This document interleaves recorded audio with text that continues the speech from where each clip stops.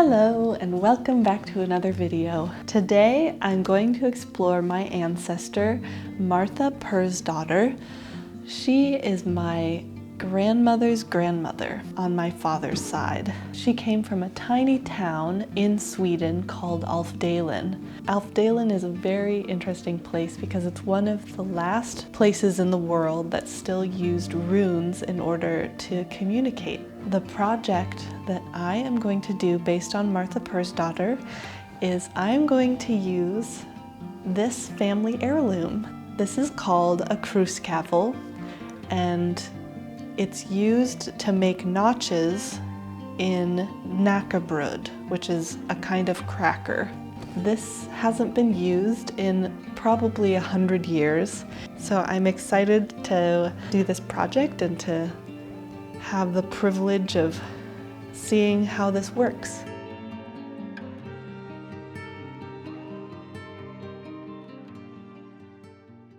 I've never done this before, so we'll learn together. So to begin, it looks like I need to warm 2 cups and 1 tablespoon of warm milk. So here's my milk. Gotta get a pot.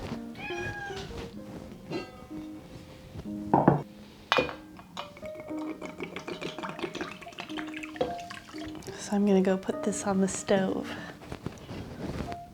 3½ cups of bread flour or all-purpose flour and 2½ cups of rye flour.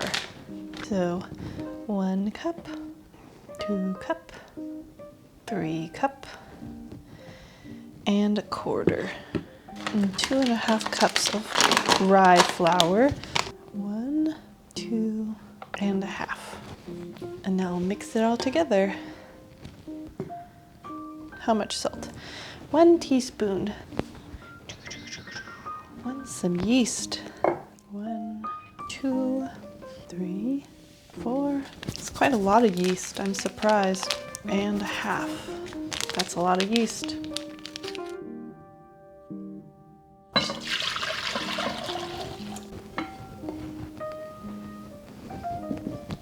Wow, it smells so good.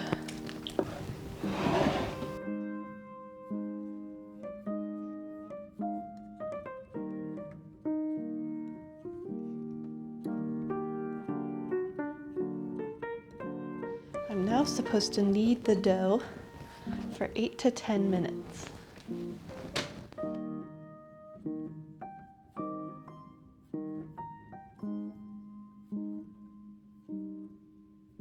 It's been 8 minutes, and now I have to cut it into 6 pieces.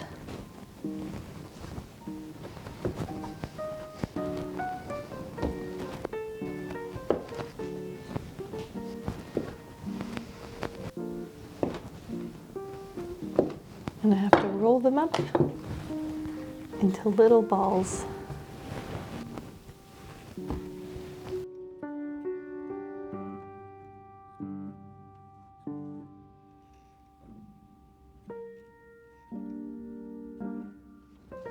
So now our bread has proved for 20 minutes.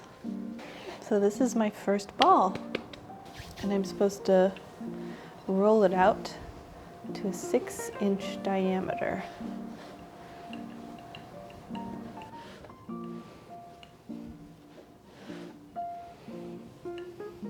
And then once it's about 6 inches, I'm supposed to transfer it onto parchment paper to make it as thin as possible. Seems pretty thin to me. Now I sprinkle it with salt, cumin seeds, and sesame seeds.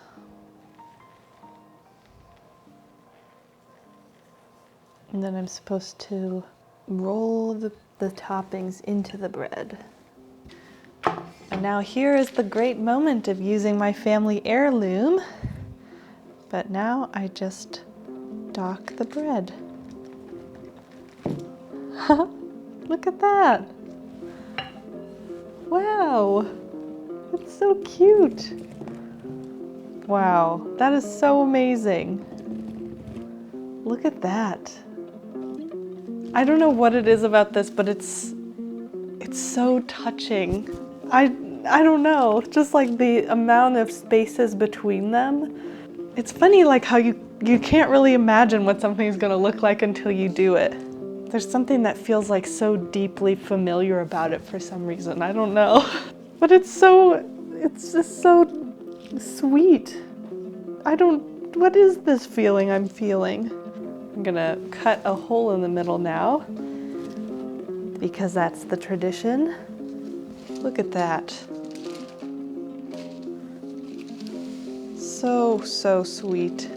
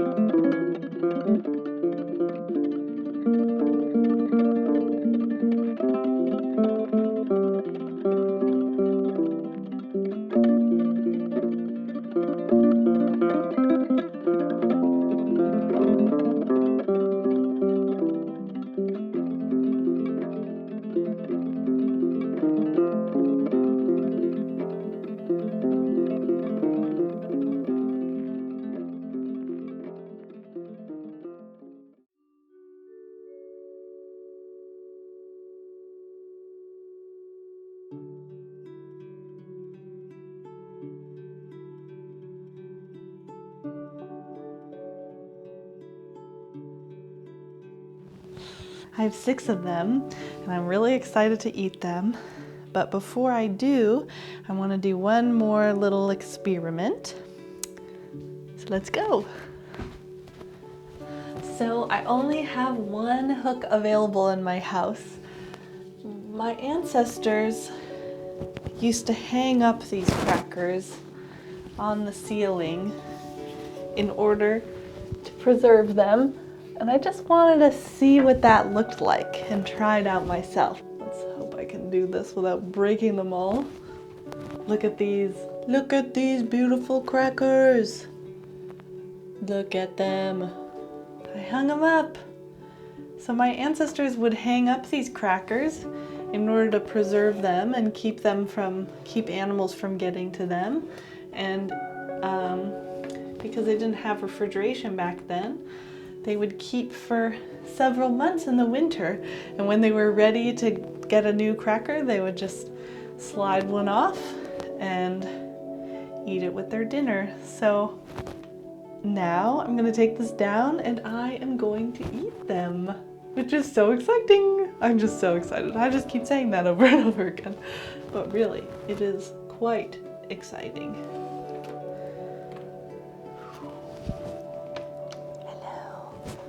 So, I'm gonna break it.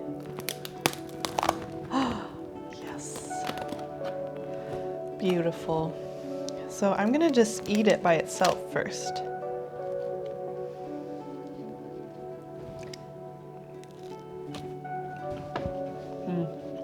Oh, it's so good.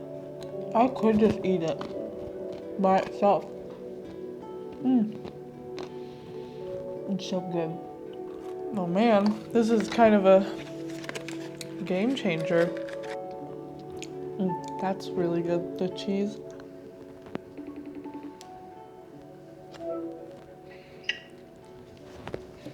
Ooh, how's it taste? Wow, that's amazing. Isn't this so cool? Oh wow, fantastic. This is one I'm eating. They're really, really good. Are they? Uh-huh. After making these, I feel totally, like, way more connected to my Swedish ancestors than before. Like they're so much more real now because I've used their heirloom, and like, it's not a rolling pin, it's just a hole making. It just makes the holes. Yeah, it doesn't make it flat.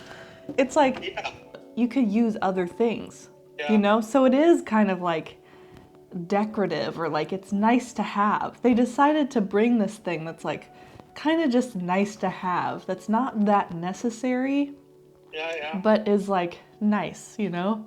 Sure. And they probably didn't bring very much from Sweden.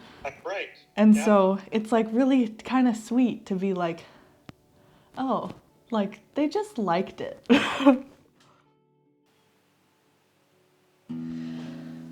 So I've had my fill of these wonderful crackers, and there's still lots more to go through. I think that making food is a really, really intimate way to get to know people. And now that I've made these crackers, I can totally imagine a family life surrounding these crackers.